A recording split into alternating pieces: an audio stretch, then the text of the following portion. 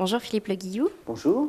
Vous publiez Guénolé ou le silence de l'Aulne aux éditions Dialogue. Guénolé ou le silence de l'Aulne est le récit de Saint Guénolé. Ce n'est ni un roman ni une biographie. Lorsque vous avez débuté l'écriture de ce livre, aviez-vous une idée en tête quant à la forme qu'il prendrait ? Oui, parce que je voulais raconter une vie, la vie d'un saint, donc je m'inscrivais un petit peu dans une tradition qui est celle de la légende dorée, où finalement, à partir d'assez peu de choses, en règle générale, on brode, on invente, mais en même temps on essaie de rester fidèle à une certaine vérité, vérité historique. Donc on prend un personnage ayant réellement existé, une grande figure de l'histoire chrétienne de la Bretagne, et d'une certaine façon aussi, on essaie de faire que cette figure parle encore à des lecteurs, à des contemporains, et que ce ne soit pas simplement une curiosité historique ou archéologique. Je voulais commencer par le commencement, enfin par mon commencement, par mon origine, par les paysages de mon Finistère, par Landévennec, l'abbaye toute proche de mon village natal du Fou, la présence en même temps de ce paysage assez vide, vaste, à la fois rocheux et boisé, tout de replis, tout de méandres. Je crois que la configuration même du lieu, l'organisation même du lieu était de nature évidemment à me fasciner.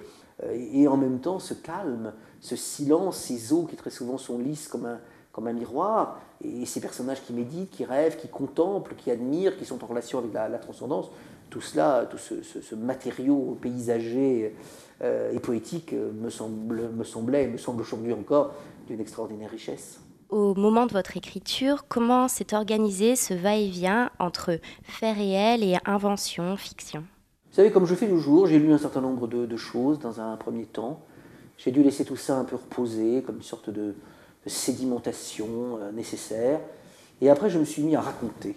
Et quand j'ai commencé à écrire, j'ai commencé à raconter. D'ailleurs, finalement, alors que comme beaucoup d'ailleurs de mes contemporains, j'ai aujourd'hui cédé aux facilités de l'informatique, ce livre-là, je l'ai écrit, presque comme un moine copiste. Je l'ai calligraphié, j'avais un carnet, et j'ai écrit vraiment cette vie de Guénolé. Donc j'ai en même temps respecté, comme on le fait d'ailleurs toujours dans une vie de saint ou dans une vie d'homme, une certaine chronologie.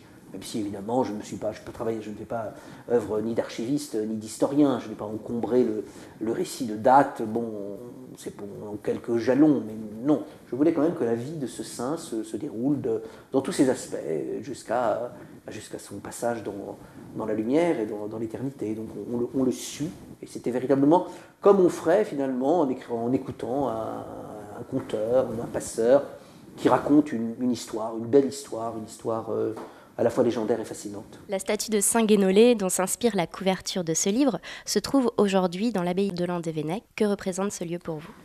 C'est un lieu qui m'a, comme toutes les abbayes, si vous voulez, c'est toujours un lieu qui m'a fasciné. Pour une raison très simple, c'est que d'ailleurs, où qu'on se promène, d'ailleurs, en Europe, dans le monde celtique, en Irlande, en Écosse, etc., ce que l'on observe en règle générale, c'est que les moines se sont toujours installés dans des lieux extraordinaires. C'est un lieu qui m'a toujours fasciné, si vous voulez, de l'enfance, de l'extérieur, quand je le voyais, de cette route qui longe la rivière du Fou et qui va du Fou au pont de Térénès, quand on l'aperçoit telle qu'elle est depuis les années 50, dans cette masse de pierre ocre, comme ça, très belle, perchée. C'est un lieu dans lequel je reviens toujours avec pas un plaisir, c'est de l'ordre d'une nécessité, et en même temps je suis toujours gagné par, je dirais, la même puissance, la même ferveur, le même mystère, qui est un mystère véritablement breton, me semble-t-il, qui est à la fois lié de toute évidence à la religion, à la contemplation, à la présence de religieux dans cet endroit, mais qui est aussi le mystère, le génie de ce lieu si particulier, et qui, de toute évidence, avait saisi, avait frappé Guénolé et ses premiers compagnons lorsque de Tibidi ils s'avancent vers Landévennec, dans les replis de l'Aulne, dans ce lieu tout à fait extraordinaire.